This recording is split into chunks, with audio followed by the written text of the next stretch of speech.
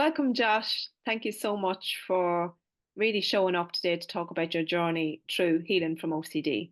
So, first of all, if you just want to share where you're from, your age, and a little bit of background around your journey of dealing with mental health issues and your first signs and symptoms, that would be great. Deadly. And thanks so much for having me. I'm delighted to be here. Well, I'm 17. I'm from Kildare. With my journey with OCD, I've kind of had it since I was four. Do you know what I mean? Like, not most people with OCD, they've got some sort of anxiety disorder that kind of came before that. So I was a very anxious child. Okay. Like, I just sort of have all these unwanted thoughts, and like I'd obsess over them. Do you know what I mean? Like 95% of the world has those kinds of thoughts. Like, it's just with people with OCD, they can't really just forget about them. They kind of have to ruminate over them, and it's horrible, really. Do you know what I mean? I was just very like when I was a child, it wasn't like proper like panic attacks or anything like that. But I just remember being very, I don't know, very paranoid. Like, I had very bad insomnia and all that.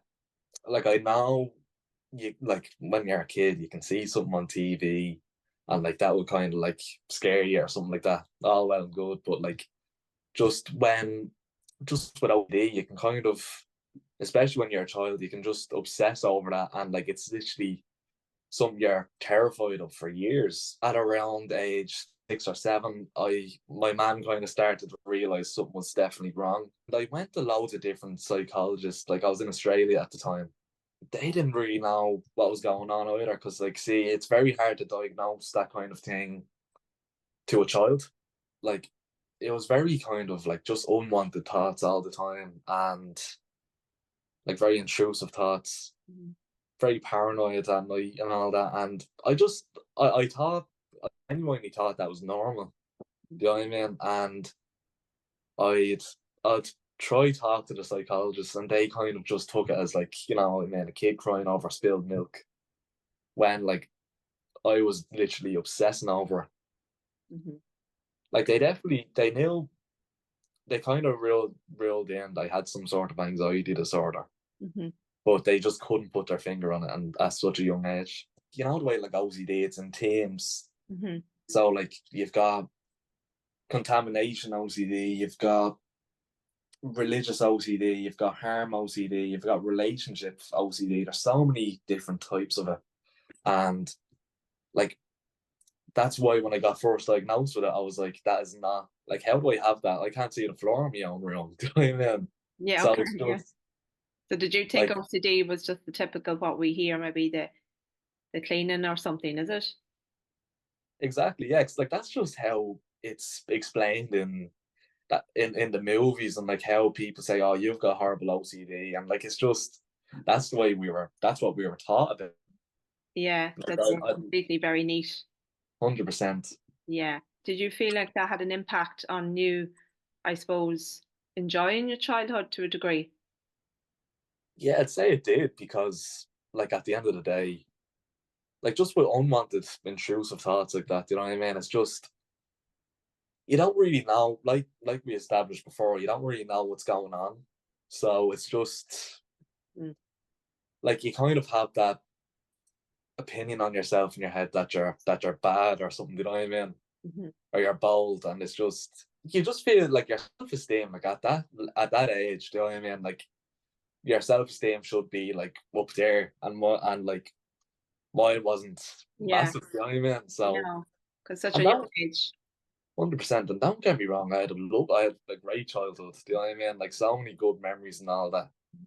Like, even in like hard times and all that, you can make good memories still. I was proper diagnosed with it in around 15. All right, okay. Yeah, so I went to CAMS. They were like, this was after me going to them for about 3 years, Okay. and they were like, oh yeah, you've OCD. And I was just proper like, how can I have that? Do you know what I mean? Because like, it's just, I thought I just had anxiety or even ADHD or something. Do you know what I mean? Like, since I didn't really know what was wrong, do you know what I mean? I had the worst, like, had the worst predictions about like what I might have had. Do you know what I mean? Yeah. Yeah. Because like you don't know what's going on. Like I thought it could have been something a lot worse than OCD. Mm. It's just since they didn't really have much information to go by, and I was just kind of nearly splattering everything to them. Yeah. They were just they couldn't even put their finger on it. Yeah. So what was the next step then? So say like you went to see a number of different people, and then when you got diagnosed, what was your next kind of step for getting help? I'll tell you a few. I'll tell you about a few of the treatments that didn't work first. Okay. So like I'd just be going to like I said, I was in camps like from about like I went a couple of times when I was in primary school, but then like at about 12 up, started going again, and I went to Jigsaw. They're very good. Don't get me wrong. For people that are in a crisis and everything like that, like they are very good for getting you out of that, or PA to house or something like that. But a lot of talk therapy. Okay. So I'd tell them what was going on with me, and they didn't really understand. Like they knew what intrusive thoughts were, and they knew that like everybody got them, but that's all they knew. Mhm. How loud they were in somebody's heads. Do you know what I mean? Like it was just they it's sort of they'd make the worst assumptions of it. They'd say you've got this and that. And like just like their advice overall did not work. Do you know what I mean?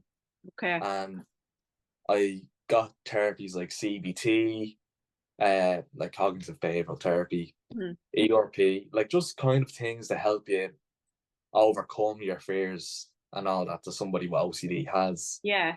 Of And course. yeah, and it was just kind of, I don't know. I feel like if somebody's recovered and all that, those courses are great because like they can kind of like help you put logic to it Yeah. and all that. But Yeah. like at the end of the day, if there's somebody who hasn't even been diagnosed with these kinds of things, they don't know what's going on with them themselves.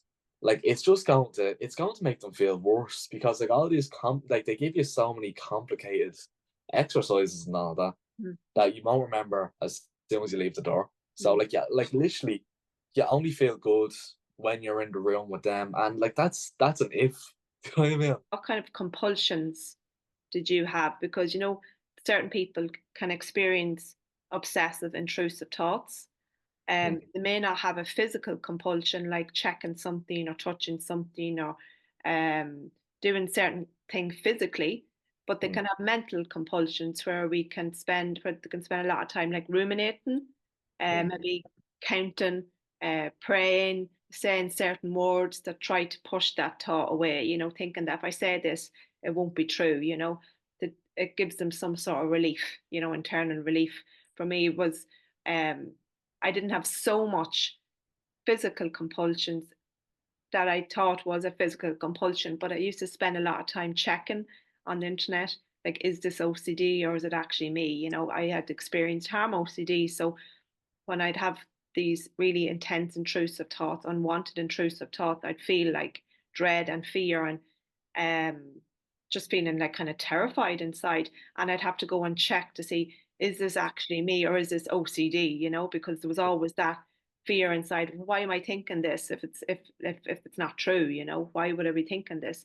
And so I had the physical compulsion, also the mental compulsion of ruminating, analysing, and also I would ask for reassurance a lot. So mm. when I did speak to my family members about this, I'd constantly go and ask, I'm having this thought, and they'd be like, of course you're not going to do that. Of course this is harmful. Of course that's not true. And I'd feel, now, oh, Yeah. thank God I can actually relax for a moment, and then boom, I'm back again. So I found that's how it showed up for me. So did you have many kind of how did compulsion show up for you around these obsessive intrusive thoughts? Ah, of course, yeah. Like no, like you, I've experienced harm OCD, and my compulsions were kind of to nearly to prove that I wasn't a bad person. Do you know what I mean? I'd be overly polite. I'd literally terrified to even say something bad to somebody, because like I just always felt, for like a massive chunk of my life, I'm not gonna lie, but like I always felt that like I wasn't a good person. Do you know what I mean? I always felt like I'd be asking for reassurance, like, oh, am I a good person? Am I a good person? Like to me, family, like just so many things. And like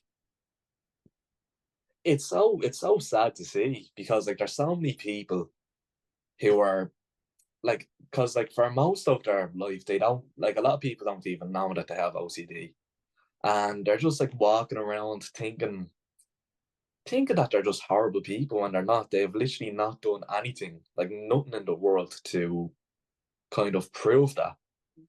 Like that, in fact, they're actually like the complete opposite of like thoughts and all that. Yeah, that's where the Yeah, problem is, you see. exactly. When I came to the first session with you for the consultation and everything like that, like at the start, I was terrified, because like I was just like telling. It was really like I was telling a stranger, like the like deepest parts of my life, and you know what I mean. It was just very. It was definitely a big step for me to take, but it was a good step, because like then I just kind of, you brought me up gradually, like kind of like starting to breathe now for like 2 minutes a day, 5 minutes a day, 7, 10, and like before I knew it, I was doing half an hour. Mhm. And Yeah. like literally, like after like pretty much my whole life of like being anxious and like getting these thoughts and all that, after about a month and a half, like I just remember going to school one day and not getting any panic attacks, or like getting a thought and like being like I don't care, do you know what I mean? Hmm. And like the walk home I had that day, like it was amazing. That's Like, powerful. Wow. oh stop. Mm. Like it was just I think I was listening to a good bit of music. I was listening to I'm Still Standing by Elton John. I love that. Yeah. And you were still standing for sure, you know. Exactly. I know Exactly. when you came to see me first, I was like, God, this guy, right? You're 14, you know. But I Mm. was like, wow, you're like you had the wisdom of someone triple or four times your age, you know. You could really express your emotions. You could tell me what was going on clearly. You were able to um I just knew in you that nothing was going to stop you until you really felt well. You know, you're on this that we weren't just giving up, you know, which is Yeah. really admirable. And we always want to keep that part alive within us, that no matter what's going on, there has to be another way, you know, there has to be a way through this, even if it can sometimes feel like there's never going to be a way out, you know. 100%, man. Thanks very much. Like it was just like it was in all of the treatments I got. Do you know what I mean? Like yours was the one that brought me up, and it's the turnaround, the like curveball is so quick. It's mad. Do you know what I mean? Like for some people it might be longer. I wouldn't really know. Yeah, of Like course, everyone's individual. 100%. But like it's just like I was going like literally about nearly 15 years at that time. Like, cause like I went to when I was 14. Like nearly 15 years at that time, I was just always in a state of panic, anxiety. You know what I mean? And it was literally like lifting weights off my shoulder. You know what I mean? It was just like a deaf person getting the hearing aids or something. You know what I mean? It was just like it changed. It was a life changer. The only mistake I made then was I didn't. I just thought I was like proper better. Do you know what I mean? I was going out, I was socializing, I was very like once you lift all that anxiety off of somebody, or like once you like heal somebody's OCD, it's mad seeing the person they change into. And like when you think about it, that was the person they always were. Mhm. Like somebody introverted who like just stayed in their room all the time could love talking to people after this. Do you know what I mean? Like it doesn't just change like of course it just changes like your OCD and like your anxiety and all that. Like it changes your life. Mm. You're healing yourself with the breath. You're regulating your nervous system. And as you kept doing that over time, that's why you had these experiences where, while the thoughts come in, of course, and because they become less frequent, but as they come in, naturally, the reaction starts to change. And as the Mm. reaction starts to change, the feedback loop changes because the feeling fuels the thoughts and vice versa, you know?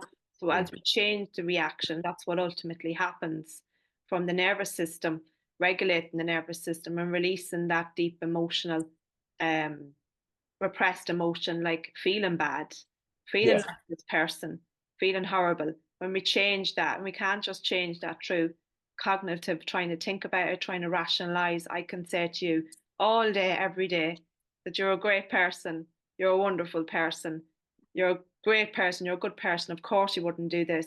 You will feel relief short term, small amount. But Mm. as you know, that doesn't change. It's the emotional response that controls 95% of how I feel, think, and act.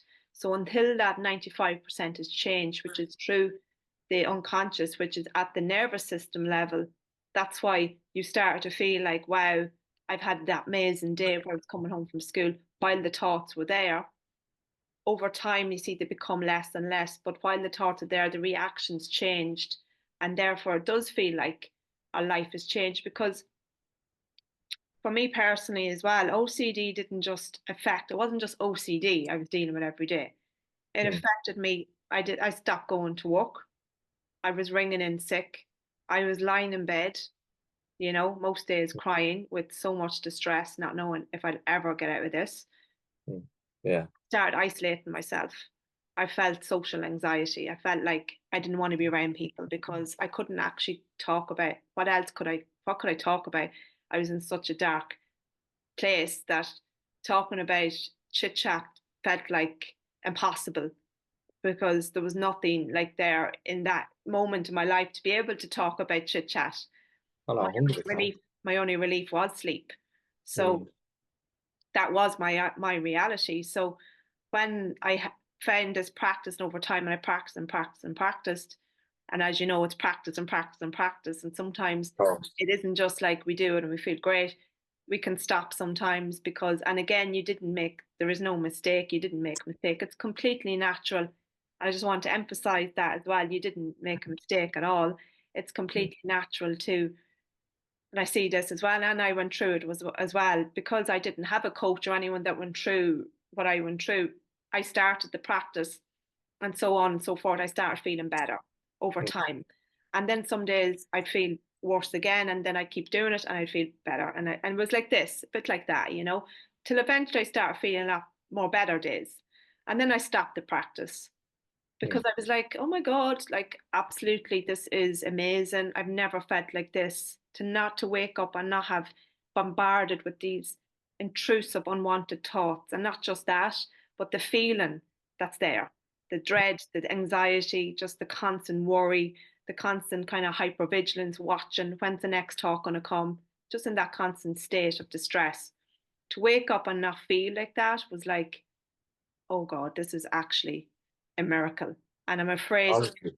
I'm afraid to do it in case it stops. I'm afraid to like move nearly in case it's going to be too good to be true. And because more of them days came, I stopped the practice. And Yeah. then I noticed that a thought would come and then I'd feel a jolt, I'd feel that dread, I'd feel that anxiety, I'd feel that feeling bad. And then I knew, okay, well, what got me to that really good place? And I'd start the practice again. And this went on for a period of time. So I get that and I completely get where you're coming from. So if you want to Mm. then, there's definitely not been a mistake, but just that you understand that's completely natural. Loads of people go through that. So back to you then, where you had stopped the practice. Yeah. Felt so good. Oh, oh no, absolutely though. Like it is only natural. Like you're right. Like especially, I'd say the first time around, definitely. Like once you do that, you do kind of feel like, oh, I'm grand now. Let me. I mean, like you're looking at the world around you without all these fears, without all these preconceptions and all that, and you're kind of, it's literally like seeing the world in a different way, even though it's seeing the world in a way that everybody else sees it. Do you know what I mean? And it's just like you actually get so distracted that you do stop doing the things that helped you get to there. And then sooner or later you are going to fall in the same place, which is all right because like you can't like it's perfectly natural. Do you know what I mean? Like you said, I was only 14 Yeah. when I kind of got healed from that.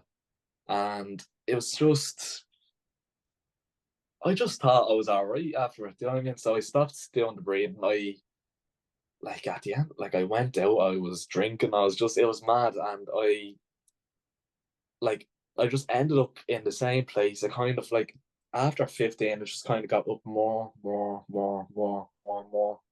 until like recently, I mean within the last year, Mm. it was just like really like all right, I'm in the same spot. Mm.